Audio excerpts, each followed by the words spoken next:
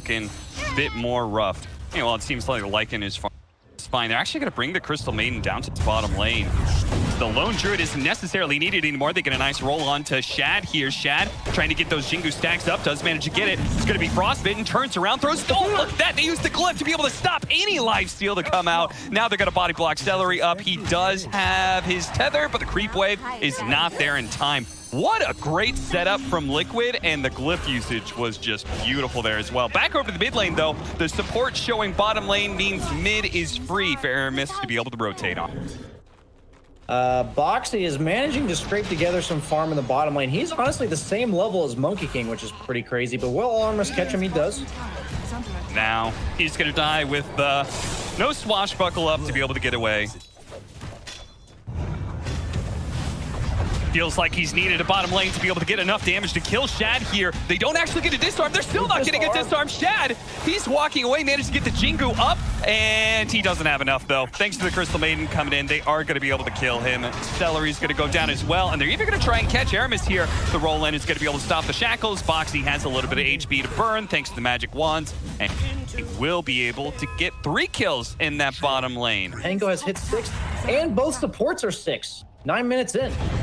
They're going to run right into Boom, and Boom, in turn, runs into them with the Astral Step. Gets a good amount of damage. Is going to be rolled on, though. Has another Astral Step to go, but Boxi's going to join him here and pop the Rolling Thunder.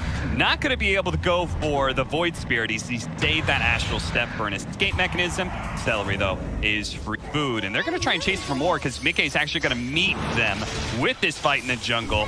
He pushed in the mid lane, cut over right now.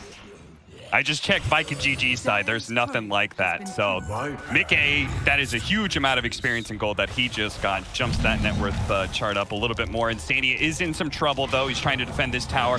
Seleri has already used his tether, though, so Boxi might be able to take advantage of this unless he's controlled up too much by Boom. He does manage to get off the Rolling Thunder. Is still susceptible to some physical damage, but because they're melee, they can't really go for him. In fact, now with the coil here from the puck, they're going to be able to control up Tobi and burst him down. He dies. Shad jumps into the middle of this fight. Boom unable to hit his Ether Remnant, though, and Taiga keeping his distance, slowing him down. The next round of spells is coming up for miCKe. He's got a silence. That's going to kill Shad. Now they're going to chase down Boom potentially. Nope, they're saying, okay, we're out of spells. 2 nukes already of the Waning Rift and the Illusory Orb. Now you have a 3rd one. Yeah, and the cooldown is very, very closely matched with Illusory Orb and Waning Rift, so pretty much you get a 2nd round of Witchblade with the other 2 spells coming up. Boxi is going to be saved by Taiga, gets off the Rolling Thunder inside of the coil again. 2 down. Shad gets brought in by Seleri, but Seleri is just gone.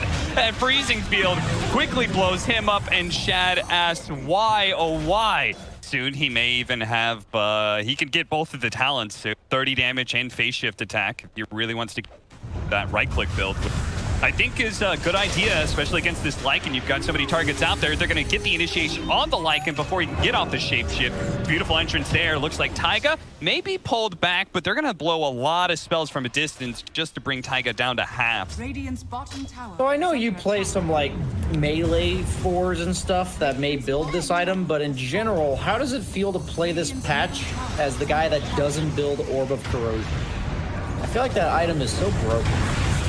I would kind of tend to agree with that, yeah. I think the nerf was a little well placed. Oh, the roll-in almost caught Shad before he jumped out, but Shad was able to get away in time. Quickly kills iNSaNiA. Now with the shackles on to Boxi, they're going to be able to bring him down. Tobi is looking for more, and he's going to find it too. qojqva, he managed to get the fear off on some of the heroes, but with his tanky true form, Tobi gives up on that kill. Shad's going to try and protect everybody with this Wukong's command, but Liquid, they're just going to wait on the outside of it. miCKe preventing them from being able to head back to the base. Taiga rolling in, but maybe a little bit too soon. Oh, perfect for miCKe, though, to come in and clean up all these kills. Even if it costs Taiga his life, it's only going to be Shad who gets away.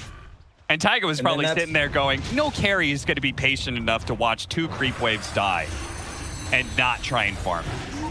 Yeah, it's that's a tough one, man. It's just gold sitting right in front of you, man. Yeah, I know you as a carry player, there's no way you would be that patient. Aramis, no! Oh, no. That was like the bad ending of Indiana Jones. He just got rolled over by that big boulder. He goes down. without Liquid committing in the slightest. They've just been letting the bear take the buildings this entire time. And Viking GG not able to defense. I'm gonna say Shadow Shaman, because at least Disruptor, you can just drop your ultimate and have a meanwhile, Aramis, in order to get a disable, I guess Hex is out there, but there's no chance you're getting Shackles. As you can see, qojqva's going to run up to him with the bear, and now he's dead. Shad, he's going to come in with BKB, gets off the Wukong's command, and see if they can fight here for once with the bear stuck inside the Serpents. It will die. qojqva says, don't worry, I've got another one where that came from. Boxi, he gets a little bit low. Shad doesn't want to go outside of his ring. His ring is gone now, and so too is the armor. So qojqva quickly takes him down in just a couple of chomps of the bear. That is truly it for Viking GG. And it feels like that's been it for the last 10 minutes. Definitely the last 7. I mean, Liquid had just put on a clinic for that game 1 out. I'm fearful for Liquid's lineup to be able to close it out. A hero like SF, whose level 2 is super important, that's a very good choice. I like that distribution of resources there. As iNSaNiA does go down. Pretty impossible lane down here for Liquid. To worry Oracle, it's weird. I feel like Oracle's really good against Slardar if his carry offers a lot of damage in the lane, like a troll or something like that.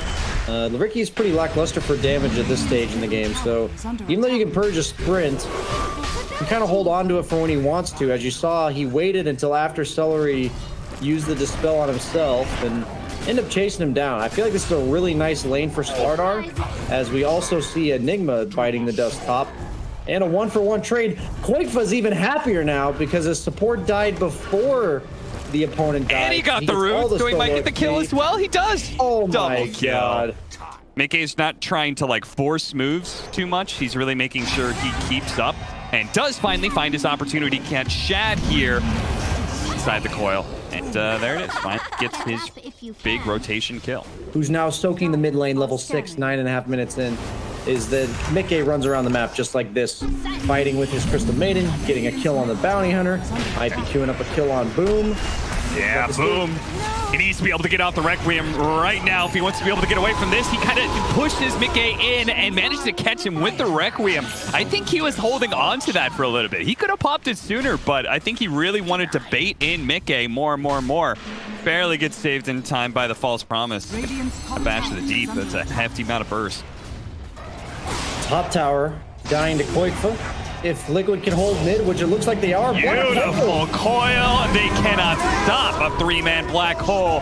Tobi gonna limp away. Thought about going for the Primal Roar. miCKe is gonna knight him. Even that with a phase shift. And now they go from almost taking top tower to definitely taking mid tower. Basically make the kills mean something, right? Hasn't queued anything up just yet, though. DP coming in. Beastmaster.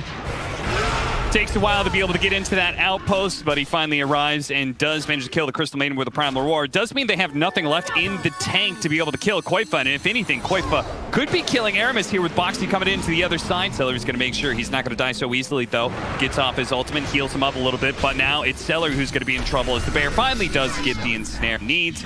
We're now going to take the objective we were near just because you used all your stuff to kill our guy before. He's back alive. Yeah, Requiem is their only like big team fight AoE ability.